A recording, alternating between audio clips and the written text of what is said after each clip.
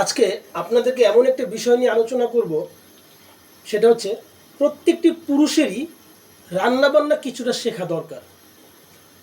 আজকে আমার বাসায় উনি নেই, উনি গেছে ওনার বাবার বাড়িতে, দাওয়াত আছে, আজকে রাতে আসবে না। তো ছেলে আর আমি চিন্তা করলাম যে কি খাওয়া যায়। তো দেখেন, আমি নিজে নিজে ভাত রান্না করলাম, আবার এই মুরগি ভুনা করলাম, আলু দিয়ে মুরগির ঝোল। হ্যাঁ, নিজেই মুরগির মাংস কাটছি। আসলে মাঝে মাঝে কিছু রান্না শিখলে হয় কি, যে ওনারও তো একটু সাশ্রয় হয়, ঠিক না? উনি একটু নিশ্চিন্তে বাবার বাড়িতে বেড়াতে পারে, অথবা একটু রেস্টেরও তো বিষয় আছে।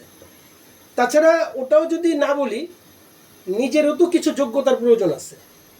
প্রত্যেকটা পুরুষেরই কিছুটা রান্না বান্না শিখলে হয় কি, বাইরে আর খাওয়া লাগে না। না হলে তো ফুড পান্ডা এখন অর্ডার দেওয়া লাগতো। তা আমার মনে হয় আমার রান্নাটা, বাবা দেখো তো একটু, আমার রান্নাটা একেবারে খারাপ হয়নি। আপনি কালারটা দেখেন, জোস। জানি না কেমন হয়েছে, কিন্তু আমার কাছে মনে হচ্ছে ভালো হয়েছে। তবে ভাতটা, তো ভাত রান্না করছি ঠিক আছে, ভাতের এই গড় দেওয়াটা আমার কাছে বড় বিরক্তিকর একটা বিষয়। টেনশনে পড়ে গেছি, ভাতটা কিভাবে গড় দিব।